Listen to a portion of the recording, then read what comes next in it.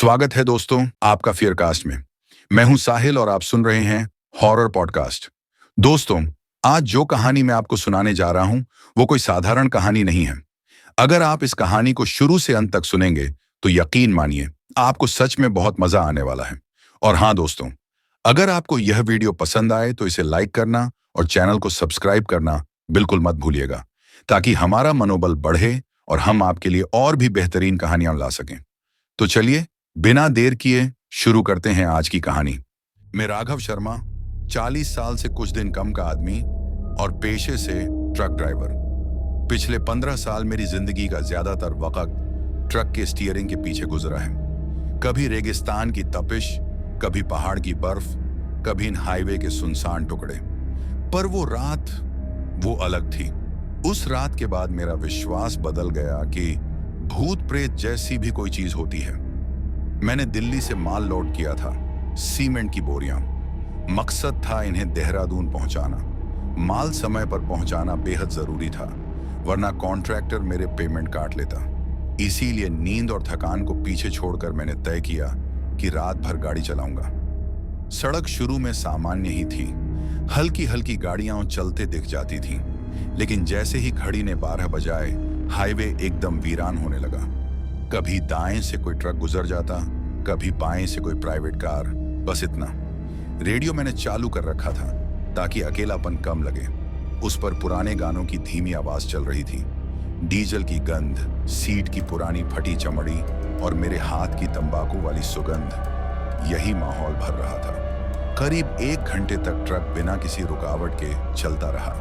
फिर सड़क का रंग बदलने लगा। पहले जो चिकनी काली सतह थी वो अब उखड़ी उखड़ी और थोड़ी टूटी हुई लग रही थी। दाएं तरफ सूखे पेड़, जिनकी शाखाएं बिल्कुल हड्डियों के ढांचे जैसी लग रही थीं। कहीं कहीं टूटी स्ट्रीट लाइट्स थीं, मगर उनमें रोशनी नहीं जल रही थी। मैंने खुद से मजाक किया, ये सरकार भी ना लाइट जलवा नहीं सकती और लोगों को भूतों से डर लगवा देती है। खुद पर हंसकर माहौल हल्का करने की कोशिश की।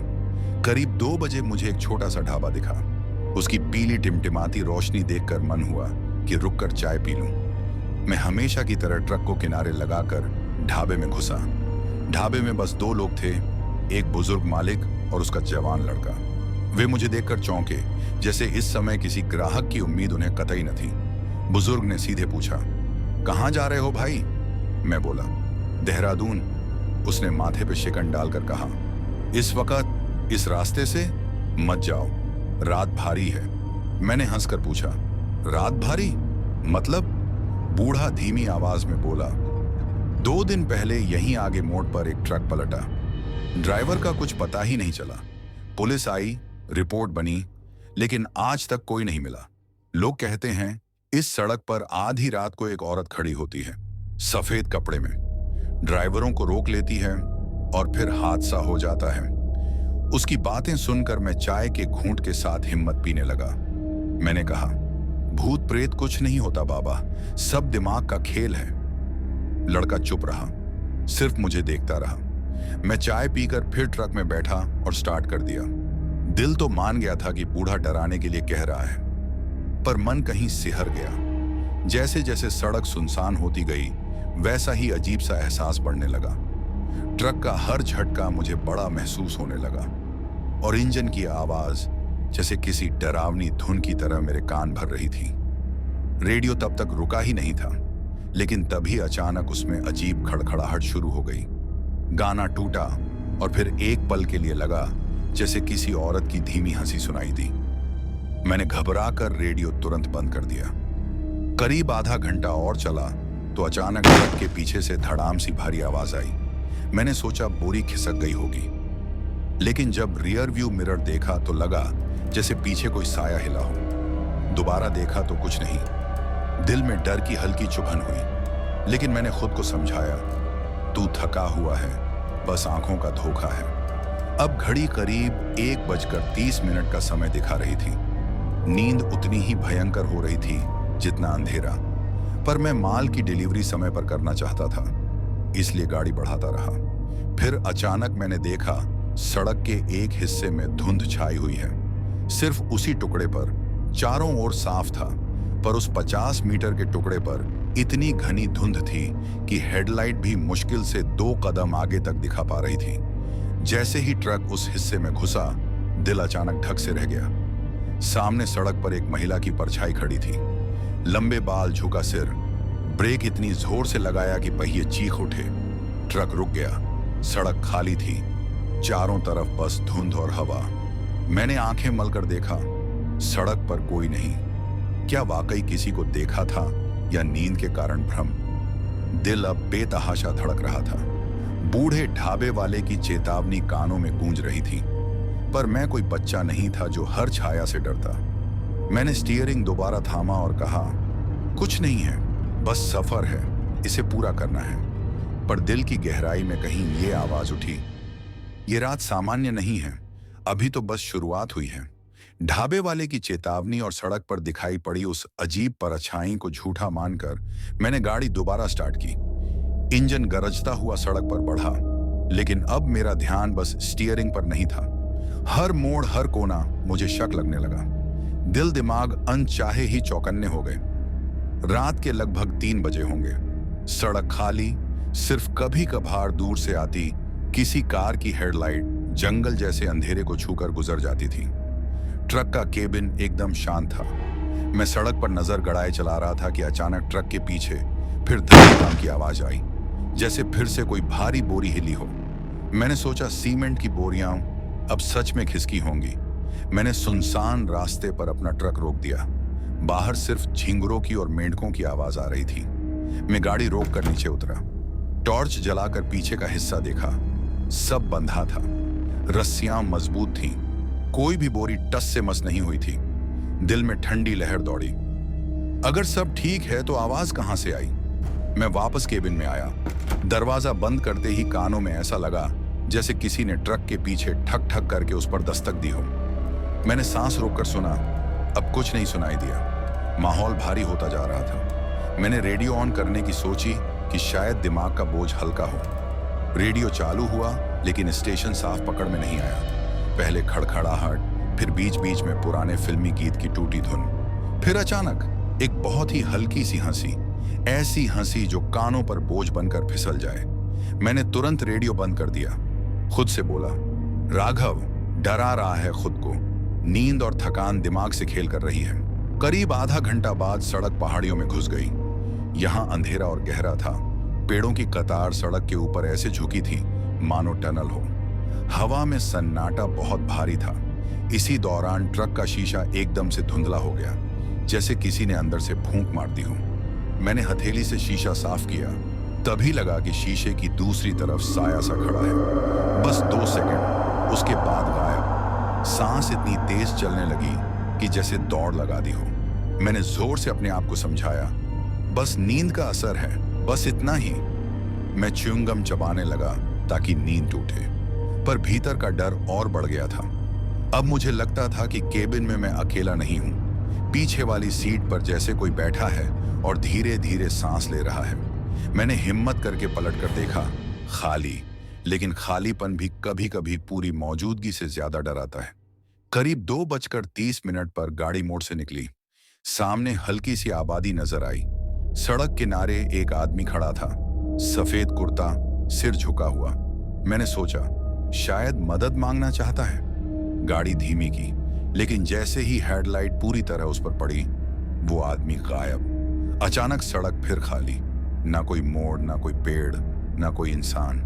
मेरे गले से आवाज ही नहीं निकली। अब हालत ऐसी हो गई थी कि हर मिनट घड़ी देखने लगा। मन कह रहा था गाड़ी रोककर थोड़ी देर सो जाऊं, लेकिन ढाबे वाले की बातें याद थीं। रात भारी है, मत रुकना। नींद और डर दोनों ही मुझे गलाने लगे थे। इसी दौरान एक बार फिर ट्रक के पीछे खुर्र खुर्र की आवाज आई, जैसे कोई नाखून खींच रहा हो। फौरन शीशा देखा। सड़क पर सिर्फ मेरी ही हेडलाइट का उजाला, लेकिन कानों तक वही खुरचने की आवाज आती रही। धीमे, फिर तेज, फिर अचानक थम गई। अब दिल और हिम्मत साथ छोड़ने लगे थे। मैं चाहता था किसी इंसानी बस्ती तक जल्दी पहुंचूं। तभी सड़क के किनारे दूर एक छोटी पीली रोशनी झिलमिलाती दिखी।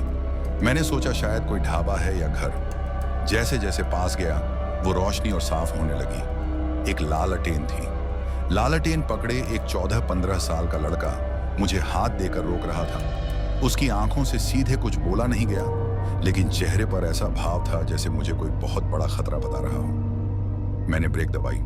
ट्रक धीरे से रुका। लड़का बोला, भाई रुक क्यों गए? ये रास्ता ठीक नहीं है। उसकी आवाज साफ थी, चेहरा मासूम, लेकिन सवाल हजार। ये लड़का कौन है? इतनी रात को यहां क्यों खड़ा है? और ये क्यों कह रहा है कि ये रास्ता ठीक नहीं है? धीरे धीरे डर अब रहस्य में बदल रहा था और मैं सोच रहा था, सच क्या है? कहीं ये सब मेरे साथ ही क्यों हो रहा है? मैं ट्रक की खिड़की से झुककर बोला, तू यहां इतनी रात को क्या कर रहा है? घर नहीं है? लड़का धीरे से मुस्कुराया, घर है, लेकिन यहां से थोड़ा दूर, पर मुझे यहां खड़ा होना पड़ता है। उसकी बात ने मुझे और परेशान कर दिया।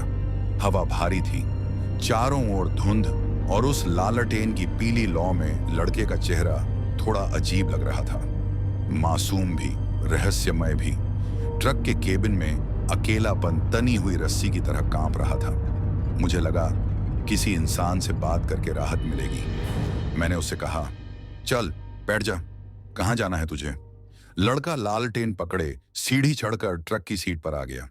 वो शांति से बैठ गया, मानो सचमुच यहीं उसका घर हो। गाड़ी फिर चल पड़ी। लड़का बगल में चुपचाप बैठा था। मैंने उससे पूछा, तेरा नाम क्या है? उसने कहा, गुड्डू। गांव कहाँ है तेरा? यहीं पास का, लेकिन आप जैसी ट्रक वालों को रोकना मेरा काम है। मैं सन्न रह गया। रोकना? क्यों? गुड्डू धीमे स्वर में बोला, क्योंकि आगे का रास्ता बहुत खराब है। कई लोग गए हैं, वापस नहीं आए। उसकी आंखें इतनी गहरी लग रही थीं कि दिल कांप गया। गुड्डू ने खिड़की से बाहर झांक कर कहा, देखो वहां पहाड़ी का वो मोड़ दिख रहा है?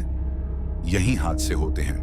रात को वहां एक औरत खड़ी रहती है, सड़क पर आकर हाथ फैलाती है। जो रुका वो बचा नहीं। ये सुनते ही मेरी गर्दन में झुरझुरी दौड़ गई। ढाबे वाले की बात एकदम याद आ गई। यानी अब वही कहानी दो लोग कह चुके थे, दोनों अलग अलग। मैंने डर को हंसी से दबाया। गुड्डू, तू बच्चों जैसी बातें मत कर।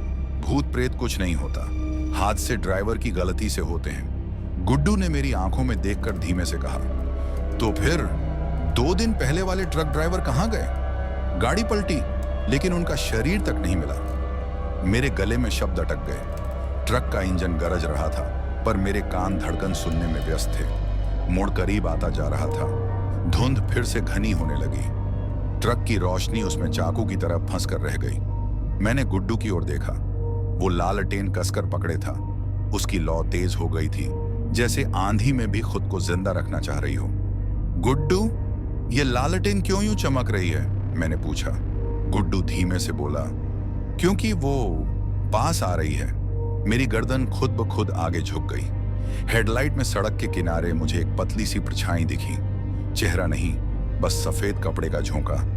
मैंने आंख रगड़ी, फिर कुछ नहीं, लेकिन पूरे शरीर में सनसनी दौड़ गई। गुड्डू शांति से बैठा था, पर उसकी आंखें सामने ही जमी थीं। मैंने धीरे से कहा, गुड्डू, तू आखिर है कौन? सारी बातें तुझे कैसे पता है? वो पल भर चुप रहा, फिर अपनी नजरें मुझसे हटाकर बोला, मुझे इसीलिए पता है क्योंकि मैंने भी उसी मोड़ पर अपनी जान गंवाई थी। मेरे हाथ स्टीयरिंग पर जमे जमे कांप उठे, गला सूख कर कांटा हो गया। मैंने लड़के की ओर देखा। वो बेकरार नहीं था, बस शांत नजर से सड़क को देख रहा था, जैसे जो कह रहा है वो उसके लिए सामान्य हो। और मैंने जाना, ये रात अब सिर्फ नींद और थकान से लड़ाई नहीं रही, ये रहस्य और डर की असली शुरुआत थी। गुड्डू की यह बात मेरे कानों में हथौड़े की तरह गूंज रही थी। मैंने भी उसी मोड़ पर अपनी जान गंवाई थी। मेरी समझ बिल्कुल सुन्न हो गई। एक बच्चा जो मेरे ट्रक में मेरे बगल में बैठा है, सीधा कह रहा है कि वो मर चुका है, पर उसकी आवाज इतनी सादी, इतनी मासूम थी कि झूठ भी नहीं लग रही थी। इंजन घरघराता रहा। ट्रक धीरे धीरे मोड़ की तरफ बढ़ रहा था। ट्रक के अंदर का माहौल ऐसा था कि हर छोटी आवाज मेरे दिल को हिला देती। गुड्डू चुपचाप बैठा था। लालटेन उसकी गोद में थी। उसकी लौ सामान्य नहीं दिखती थी, कभी लहराती, कभी एकदम खींचकर लंबी हो जाती, मानो किसी अदृश्य चीज पर प्रतिक्रिया कर रही हो। मैंने घबराकर पूछा, गुड्डू, अगर तू सचमुच मरा हुआ है तो मेरे साथ यहां क्यों बैठा है? गुड्डू ने धीरे से कहा, ताकि मैं तुम्हें जिंदा रख सकूं, लेकिन यह सिर्फ मेरी ताकत से नहीं होगा। उसका चेहरा स्थिर था, आंखें बिल्कुल गहरी, सड़क जैसे अब और भी तंग हो गई थी। पेड़ की टहनियां ऊपर से झुककर सरसराती। दिलचस्प बात यह कि गाड़ी की खिड़की बंद थी, पर फिर भी हवा के भीतर फुसफुसाहट सुनाई दे रही थी। ऐसा लगा जैसे कोई नाम लेकर बोल रहा हो। पहले हल्की राघव, फिर धीरे से जोर पकड़ती राघव। मेरे हाथ स्टीयरिंग पर जकड़ गए। मैंने कांपती आवाज में कहा, गुड्डू, सुन रहा है तू? गुड्डू ने सिर झुकाकर लालटेन को और कसकर पकड़ा। हाँ, वही है, मां। अब हम उस मोड़ पर पहुंच गए थे। वो जगह बिल्कुल अजीब थी। सड़क पर पता नहीं पुराने दाग थे या खून के निशान, पर उनका रंग गहरा था। वहीं बाईं तरफ टूटी रेलिंग थी, मानो अनगिनत ट्रक यहां पलटे हों। अचानक ट्रक की गति अपने आप धीमी हो गई, जैसे किसी ने एक्सीलरेटर से पैर हटा दिया हो, जबकि मेरा पैर अब भी उस पर था। हेडलाइट ने सड़क पर किसी चीज को रोशन किया।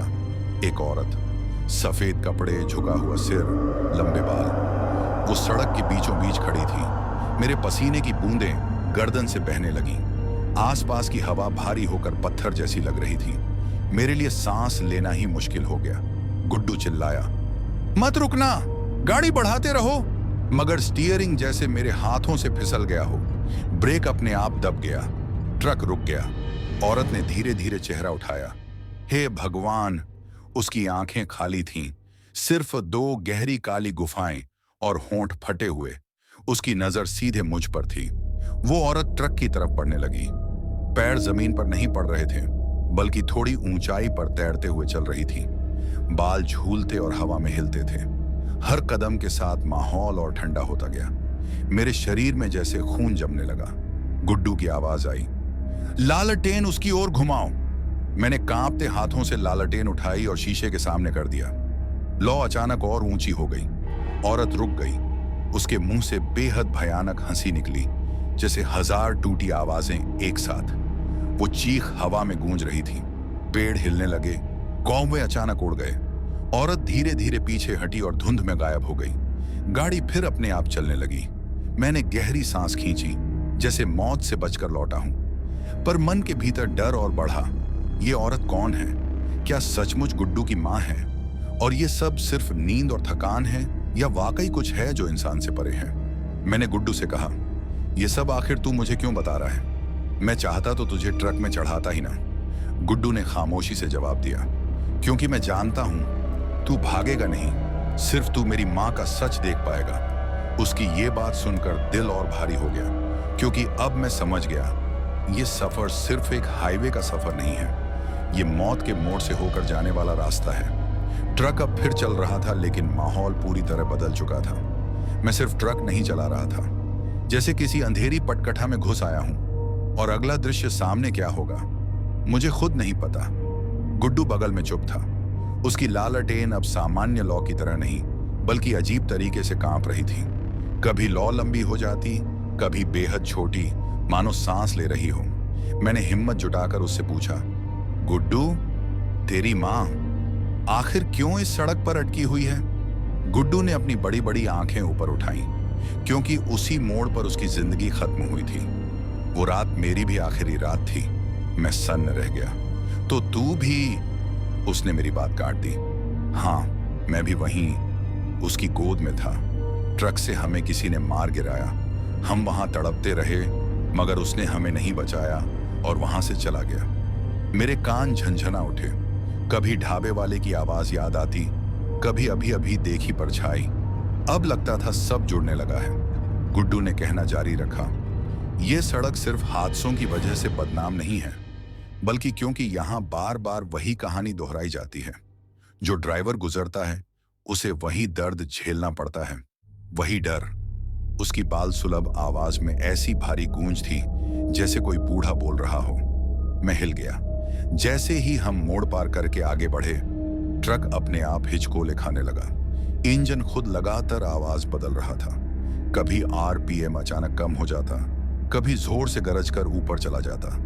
पीछे की बॉडी से खुरचने की आवाज, जैसे किसी ने नाखून धकेले हों लोहे पर। मैंने घबराकर शीशे में देखा। सड़क खाली थी, पर पीछे लाल डिम लाइट्स के साए में किसी इंसानी आकृति का झलकना साफ था। दिल फिर उछलकर गले में आ गया। गुड्डू शांत था। मत बार बार पीछे देख भाई, ये सड़क धोखा दिखाती है। जो तू देख रहा है उसमें से आधा सच नहीं होता। डर इसी में है। उसकी आवाज जैसे किसी बुजुर्ग आर्शी की लग रही थी। बच्चा कहाँ गया उसमें? मैं समझ ही नहीं पा रहा था। अचानक सड़क किनारे एक टूटी रेलिंग पार करते ही मुझे ऐसा झटका लगा जैसे किसी ने ट्रक पर पत्थर फेंका हो। थक आवाज गूंजी और हेडलाइट्स के फैलते उजाले में साफ दिखा, सड़क पर जले सड़े फूलों के ढेर बिखरे थे। मालूम होता था जैसे कुछ महीना पहले किसी ने यहाँ दुर्घटना स्थल पर पूजा की हो। ट्रक उस स्थान को पार करते ही झूम गया और खुद ब खुद धीमा पड़ गया। गुड्डू ने धीमे से कहा, यहीं हमें कुचला गया था। मेरे हाथ पसीने से भीग गए। अचानक वही हड्डी चीर देने वाली आवाज हवा में गूंजी। एक कराह धीरे धीरे चीख में बदलती हुई, ट्रक की छत जैसे कोई चीज पीट रही हो। गुड्डू ने कांपती आवाज में कहा, वो आई है। और मुझे साफ महसूस हुआ छत पर कदमों की आहट, जैसे कोई घसीटते हुए चल रहा हो। मैंने सिर झुकाकर सड़क पर ध्यान लगाया, पर आंखों के सामने जैसे जलते हुए दृश्य घूम गए। सड़क पर छिटका खून, टूटी देह, चिल्लाती औरत। गुड्डू ने मुझसे कहा, तू सोच रहा है क्यों? क्यों मैं और मां बार बार लौटते हैं? क्योंकि हमें कभी इंसाफ नहीं मिला। जिसने ट्रक चलाकर हमें मारा वो कभी सजा नहीं पाया। उसकी आवाज में बदले की ज्वाला थी।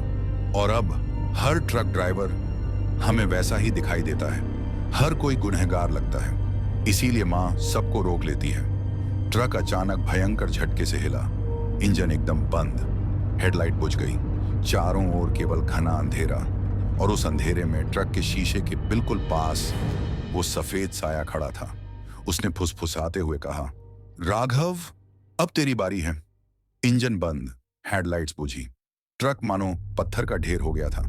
सिर्फ मेरे सीने की धड़कनों की आवाज और बाहर फैले अंधेरे का सन्नाटा। शीशे के उस पार वही औरत, सफेद कपड़े, झुका हुआ चेहरा और धीमी धीमी सांस जैसी सरसराहट। गुड्डू सिहर गया। भाई, अब वो सीधे यहां है, सावधान रहना। अचानक उसने चेहरा उठाया। मेरी आंखें जम गईं। उसके चेहरे पर आंखें नहीं थीं, बल्कि दो बेजान गहरे छेद थे।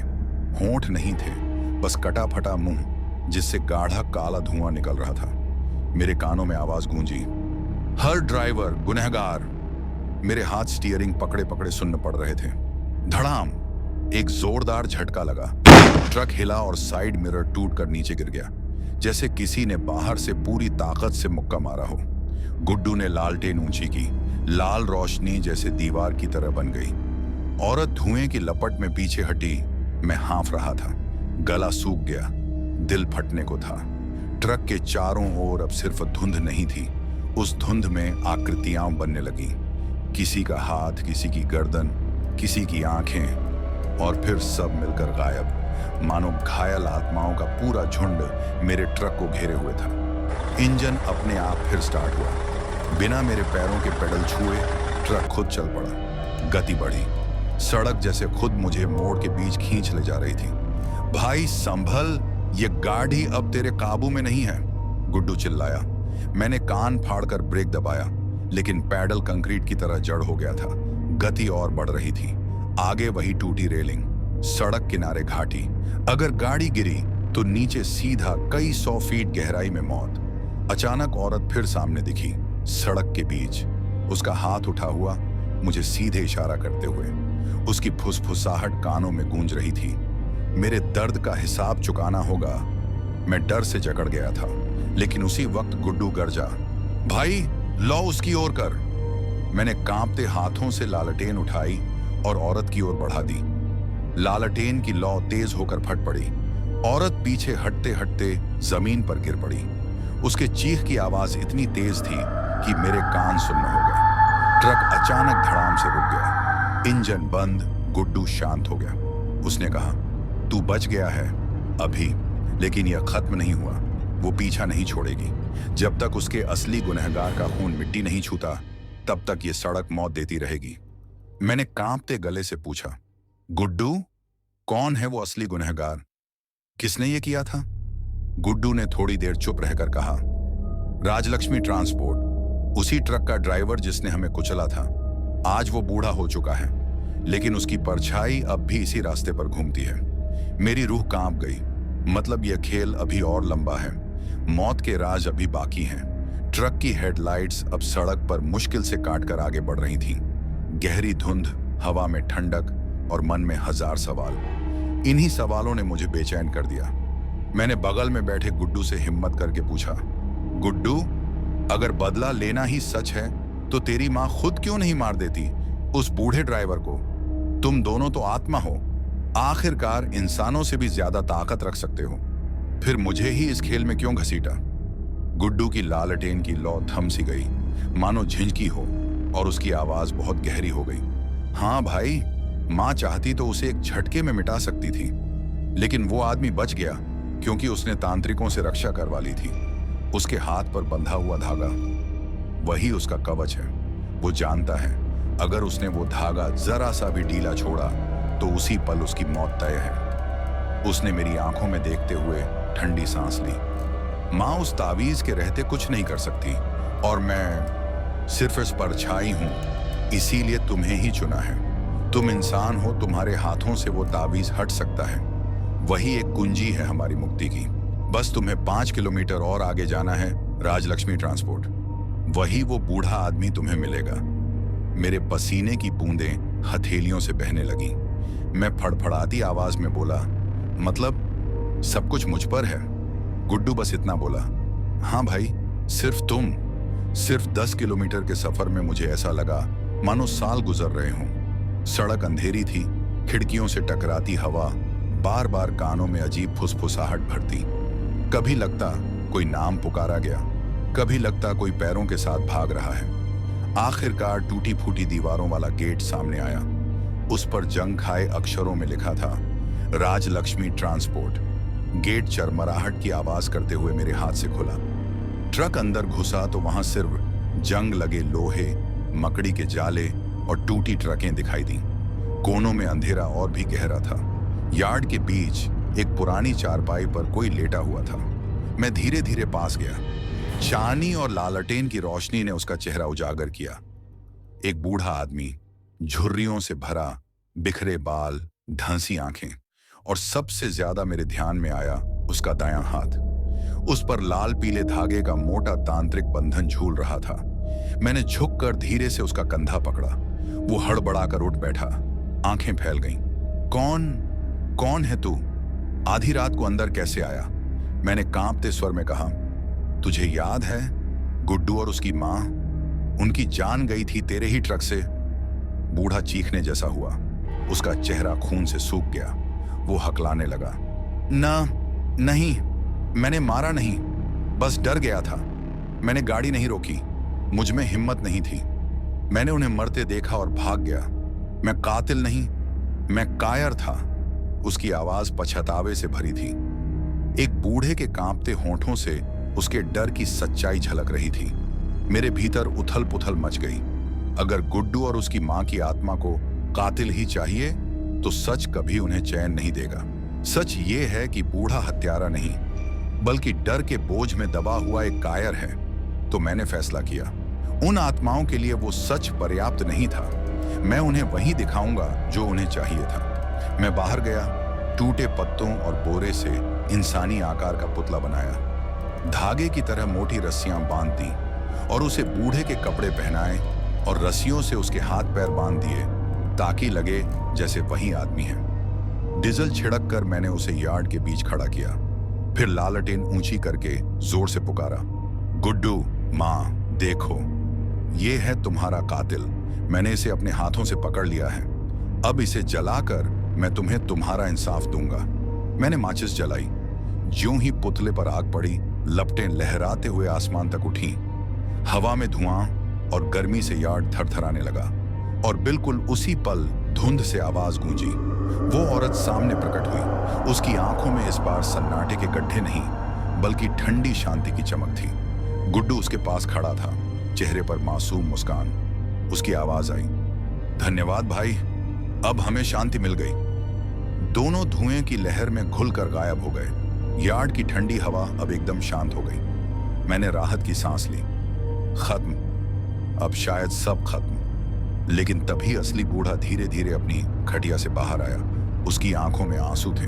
वो मेरी तरफ देखकर बोला, बेटा, तूने जो किया अच्छा किया। उन बेचैन आत्माओं को सच की नहीं बल्कि चैन की जरूरत थी। तूने मेरा बोझ भी हल्का कर दिया, वरना मैं सारी जिंदगी इसी पछतावे में मरता रहता कि मैं उन्हें बचा ना सका। उसकी आंखों से पानी टपक रहा था। मैं ट्रक की ओर लौटा। रात अभी भी घनी थी, लेकिन मेरे कानों से वो आवाजें गायब थीं। ना धुंध की सरसराहट, ना थक थक, बस खामोश सड़क।